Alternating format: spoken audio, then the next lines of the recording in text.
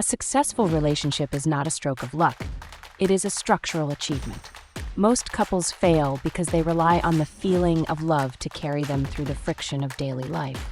But feelings are volatile. They fade with stress, lack of sleep, and the passage of time. To build a bond that survives 2026, you must apply a machine-like grind to your connection. You need to move from being a reactive partner, someone who only addresses the relationship when there is a crisis, to a proactive builder who installs systems of intimacy. In the Resilience and Momentum framework, we treat communication like code. If the input is clear and regulated, the output is connection.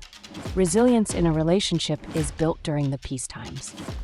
It's about creating a defensive floor of trust so that when the inevitable storms of life hit, the foundation doesn't crack. Momentum is created through small, daily protocols. The way you greet each other, the way you resolve small slights before they turn into resentment, and the way you prioritize each other's growth. When you automate these acts of love, they stop being chores and start being the engine that drives your happiness. This video is your guide to building that internal relational architecture. We will explore the science of emotional regulation, how to audit your connection leaks, and how to install the habits that lead to long-term stability and passion.